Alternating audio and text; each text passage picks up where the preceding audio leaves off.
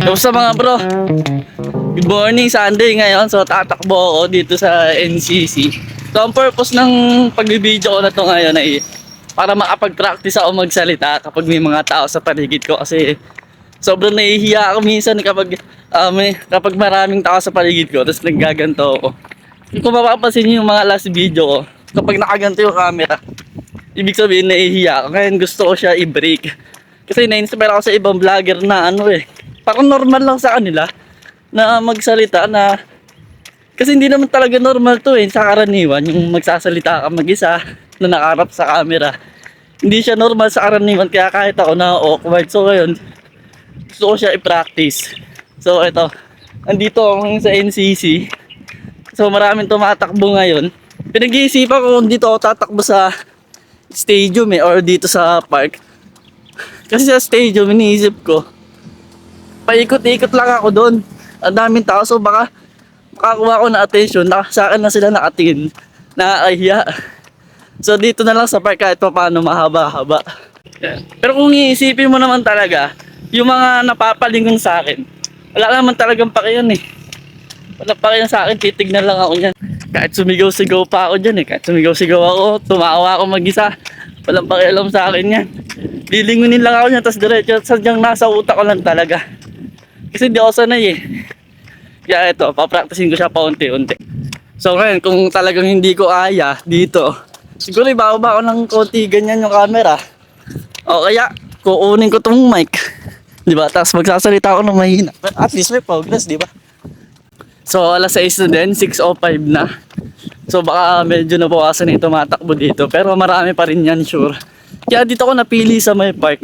Kasi mahaba yung iikutan dito Di katulad sa may stadium, sa may oval. Paikot-ikot lang talaga.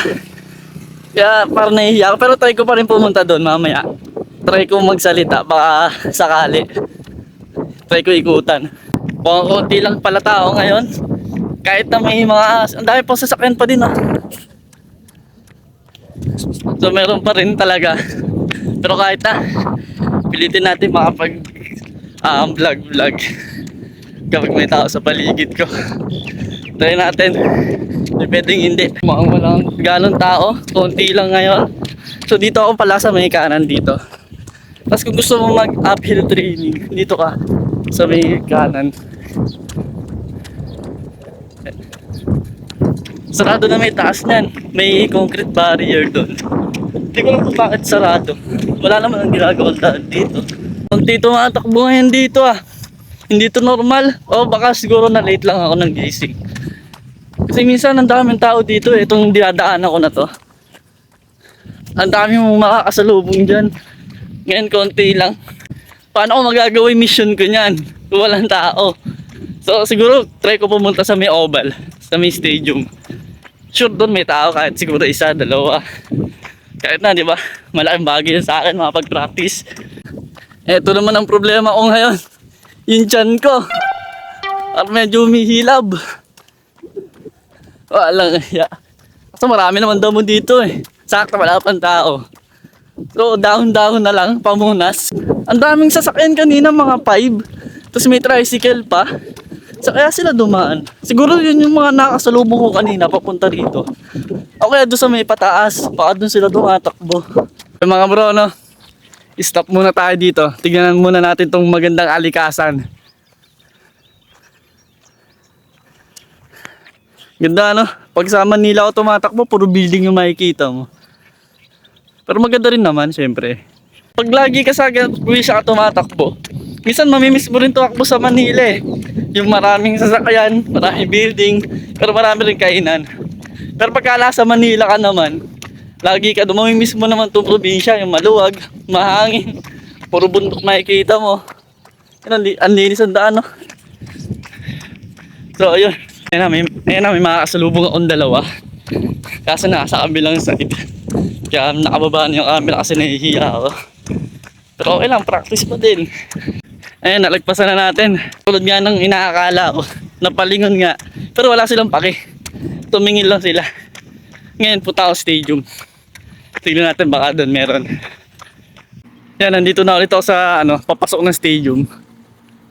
Sa may oval. Papalista lang ulit ako ng pangalan. So, malapit na ako sa stadium. Pero parang di kaya kaya, nakakahiya. Pero sana kahit 1 minute lang. Kahit isang ikot lang. Basta may progress kahit maliit. So ayun konti lang tao ngayon. So iihi muna ako. Medyo naiihi ako eh. Tapos dire-diretso na. So sa relo ko nakaka 4 kilometers na din ako. Siguro dagdagan ko lang ng mga 2 km. Tapos babalik na ako. Nakakapanibago ngayon sa oval ah. Kasi kadalasan ang daming tao dito. Minsan nga may nagbabadminton pa sa gitna. May nagbabahlibol, may nagpi-frisbee. Ngayon wala, konti lang. May ano kaya dito sa mga susunod na araw? Ang daming tent eh. Ano kaya event?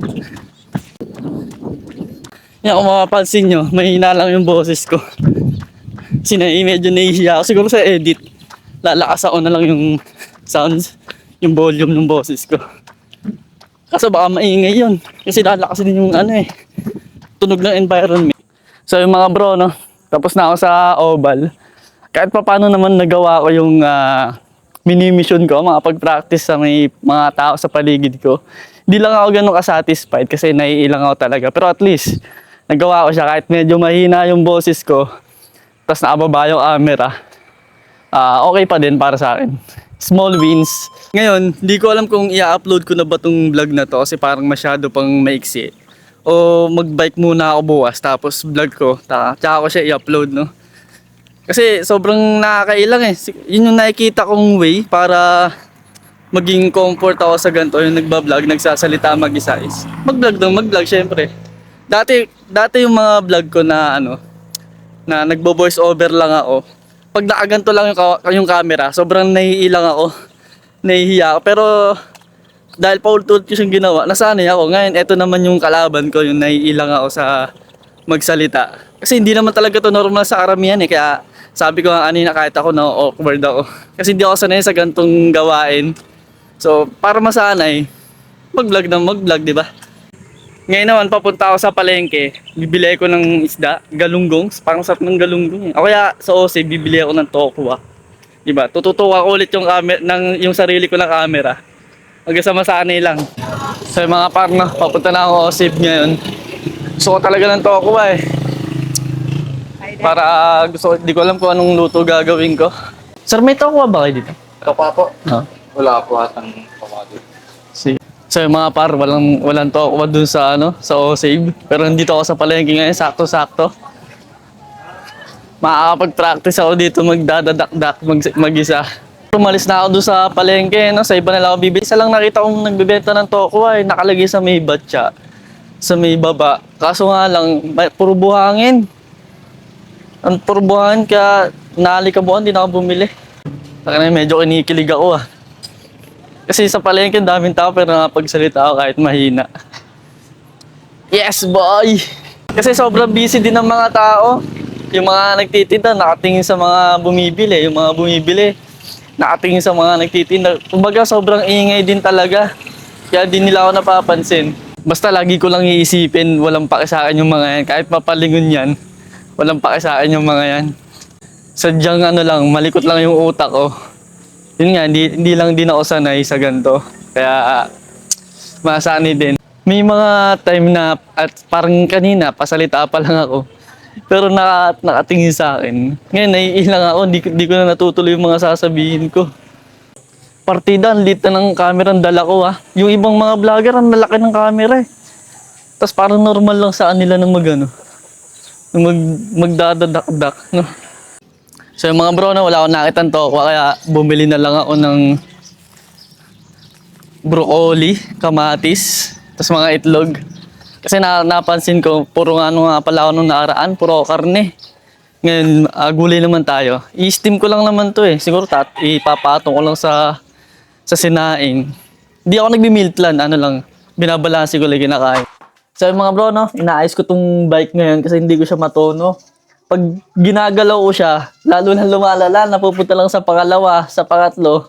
Pagdating sa 5, ayaw na umangat. Nag-YouTube naman ako, kaso nahirapan ako talaga. Hindi ko siya masunod. So, di ko alam kung madudugtong ko pa tong vlog na to ngayon o next vlog na lang.